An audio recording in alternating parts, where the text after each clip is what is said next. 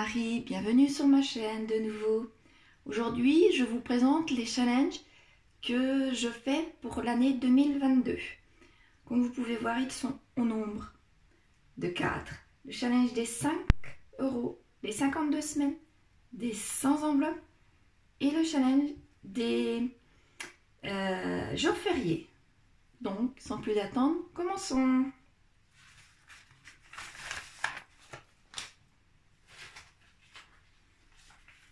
Voici le challenge des 5 €. Pour ma part, à chaque fois que je reçois un billet de 5 €, quelle que soit l'enveloppe d'origine, lorsqu'un commerçant me rend un billet de 5 €, je le mets dans le défi des 5 €. La petite monnaie, quelles que soient les enveloppes d'origine, je les mets dans mon petit porte-monnaie qui lui servira pour l'appoint pour mes courses, quelle que soit l'origine de ces enveloppes. Donc là, actuellement, j'en ai 5, 10, 15, 20, 25, 26 billets de 5 €.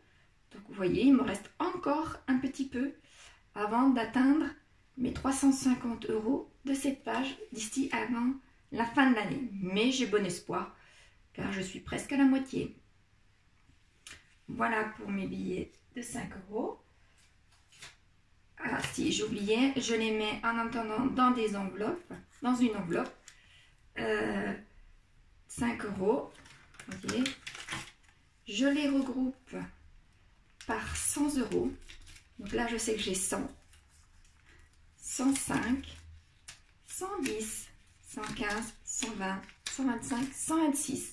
C'est ce qui correspond tout à fait à ma feuille de tout à l'heure où j'ai bien tout colorié. Mon deuxième challenge, c'est le challenge des 52 semaines. Comme vous pouvez le voir, je ne le fais pas dans l'ordre bien précis.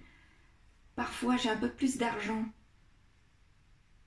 que les autres semaines, donc je mets des gros montants comme 49, 40 ou même 20. Mais parfois, il ne me reste pas beaucoup de monnaie, donc je mets des 5, des 3, des 2, des 1, jusqu'à le but est que tout soit colorié à la fin de l'année.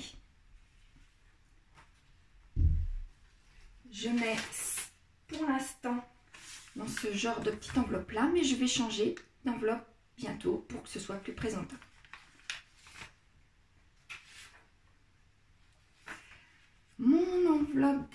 Mon challenge des 100 enveloppes, le but est d'avoir 5050, effectivement.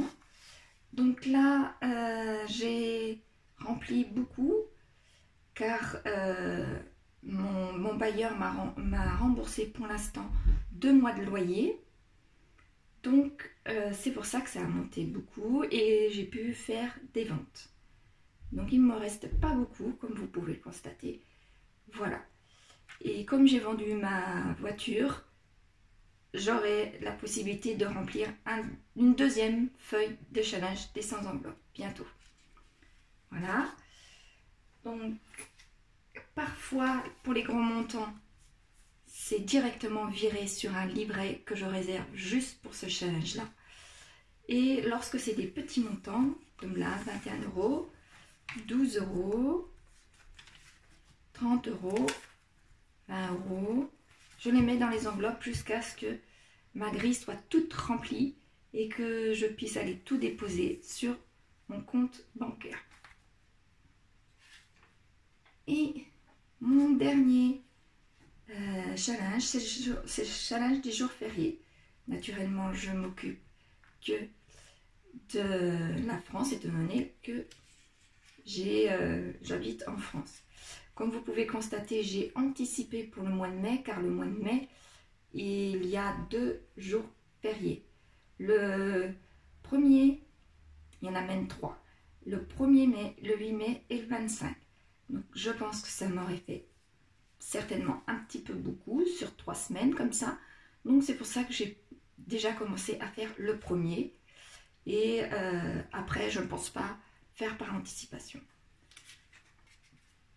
Comme à mon habitude, j'ai mis ça dans une enveloppe tout à fait classique que je recommencerai également bientôt. Donc, voici mes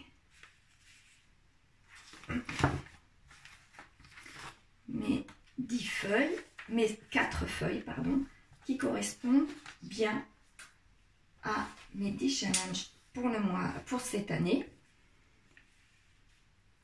J'en fais que 10 car je trouve que c'est déjà beaucoup.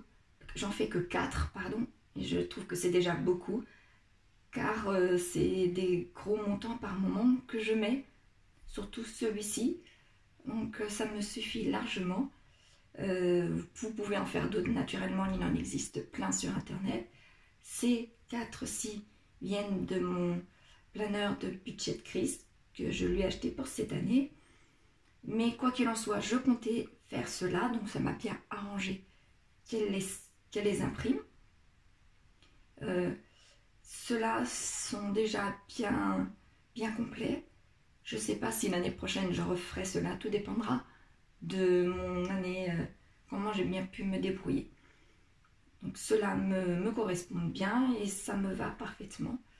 Sans oublier que j'ai un autre challenge qui arrive tous les mois, c'est le défi du mois en cours par budget de crise. Je ne les fais pas à chaque fois. Le mois de janvier, je l'ai fait. Le mois de février, je ne l'ai pas fait. Et le mois de mars, pour l'instant, je ne l'ai pas encore commencé non plus. Mais ce n'est pas une obligation, c'est juste des propositions. Donc, si nous avons la possibilité de tout, enfin moi, pour ma part, si j'ai la possibilité de tout remplir et qu'il me reste un petit peu d'argent, je remplis mes challenges présents. Si je peux faire pour celui du mois en cours, je le fais, mais ce n'est pas une obligation, je ne le fais pas à chaque fois. Le principal, c'est ne pas me mettre en danger financièrement pour pouvoir remplir mes challenges présents. Si il me reste un petit peu d'argent pour faire sur l'autre challenge du mois, je le fais, mais sans aucune pression. Voilà, je vais tous les remettre d'ici avant la fin de la semaine dans un classeur bien spécifique, car comme vous avez pu le constater tout à l'heure, ça prend de l'épaisseur et dans mon classeur de budget mensuel, j'ai déjà beaucoup de places de prise, donc je vais leur créer un classeur spécifique pour mes challenges, tout comme j'ai un classeur spécifique pour mes épargnes. Voilà, j'espère avoir été claire et que cela vous va bien. Je vous attends dans vos commentaires si vous le souhaitez. Voilà, et n'oubliez pas de vous abonner. Je vous remercie. Au revoir. À la prochaine fois.